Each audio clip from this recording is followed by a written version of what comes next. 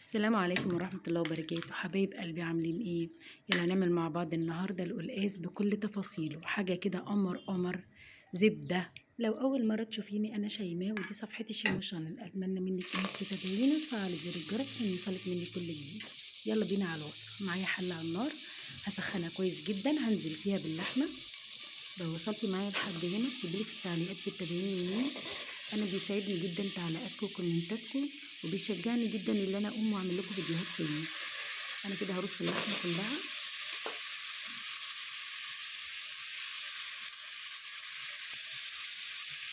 هنزل عليها بورق لورا وبصله كبيره متقطعه وطماطميتين وفلفل اسمر، التوابل بقى بتاعت اللحمه، فلفل اسمر وحبه حبهان صغيرين مش كتير. هتشوحي فيها بقى لما تاخد لون من تحت، تفضلي تقلبي فيها كده على النار لغايه ما تاخد لون من. اللهم بارك، شربتها رايقه جدا لاننا مشوحين اللحمه. يلا بقى نشوف هنعمل القلقاسه القمر دي ازاي. معايا بقى قلقاسه كبيره يعني حوالي كيلو ونص، غسلتها كويس بالميه الفتره. هبتدي بقى ان انا اقشرها، بقطع الحته دي تحتها بيبقى في حته بيضه كده برضو شيليها. هي القلقاسه جامده جدا، تقشيرها بيبقى صعب شويه.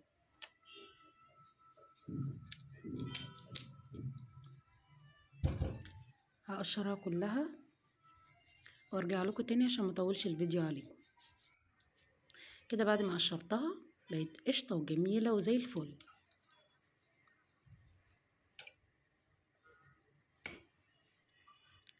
هبتدي بقى اقطعها، بقطعها من النص كده الاول.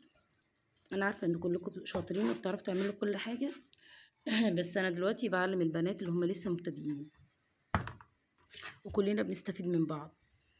بعد ما قطعتها بالنص هقطع النص برضو 2 كده عشان يسهل عليا ايه ان انا اقطعها مكعبات تبقى سهله. هقطعها شرايح بقى وبعدين ايه شرايح بالطول كده وبعدين مكعبات، سهله جدا يا بنات. يعني ما تخليش المكعب صغير قوي عشان ما يتهريش منك، يعني خليه وسط. هقطع الكميه كلها زي ما انت شايفه كده، مفيش اسهل من كده. على القطاعه بتبقى سهله جدا في التقطيع، ولو السكينه حاميه كمان شويه عن كده، انا سكينتي مش حاميه قوي، هتسهل معاكي عمليه التقطيع خالص.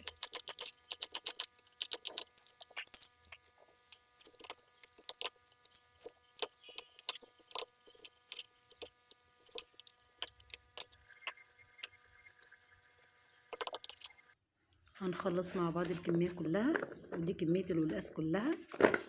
انا مش هعمل الكميه دي كلها، انا هشيل منها يعني حوالي تلتها كده. معايا هنا حوالي 4 ربط من السلق، كنت شلت العرق اللي في نص الورقه، هعمل واحده معاكم اهي. وبعد كده همسك السلق كله اغسله وهنشفه كويس. ودي كميه الخضره، معايا ربطه كزبره كبيره قطعتها وغسلتها. هنا معايا صينيه على النار نزلت فيها بحته دهنه حلوه، لو مش عايزه دهنه خلاص بلاش، حطي سمنه بس هي الدهنه يعني بتنقل القلقاس ده في حته تانية خالص. نزلت عليه بالسمنه، انا مش هخلي الدهنه معايا تاخد لون، لا شوحتها بس هي تاخد لون، واحنا بعد ما نحط السلق واحنا بنشوح السلق كده هتاخد لون. هنزل بالسلق بتاعي بعد ما غسلته وصفيته كويس، وهنزل براس توم كبيره جدا. انا بحب التوم كتير في القلقاس، بيخليه تحفه زي ما هي كده من غير ما تدقيه، هو بيتشوح في الخضره وبيتحمر. شوحت السلق شويه ونزلت عليه بكميه الخضره اللي عندي، هفضل اقلب فيها كده ايدي فيها باستمرار عشان ما يبقاش فيه حته محروقه وحته لا، يعني حته تاخد لون في الخضره وحته لا ايدك فيها باستمرار. هعمل بقى جنب القلقاس القمر بتاعنا، هعمل شويه رز ابيض شوحته كويس في السمنه لغايه ما فلفل كده ويبقى جميل، ونزلت عليه بنص معلقه فلفل اسمر. نزلت عليه بكوبايه شوربه مغليه، وزودت بميه سخنه برضو. ايدي في السلقه على طول والخضره، علشان ايه كله ياخد لون واحد. وما تقلقيش خالص من حته الدهنه او فصوص الثوم، كلها لما تتفرم في الكبه مش هيبقى لها ايه اثر.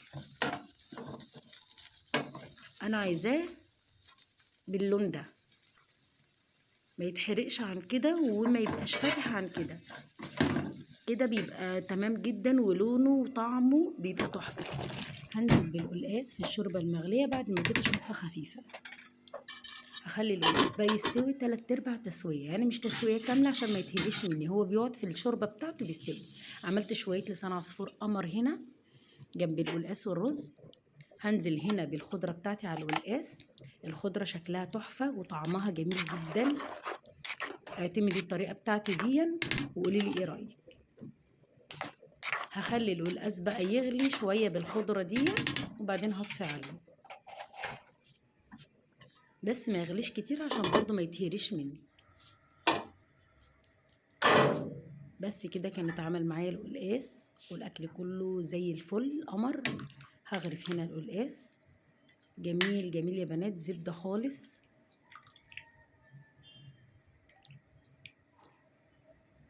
انا حطيت فيه اللحمه بس نسيت اصور المقطع دون. هغرف بقى الرز بتاعي مفلفل وجميل جدا يا بنات. دمتم بخير، والسلام عليكم ورحمه الله وبركاته.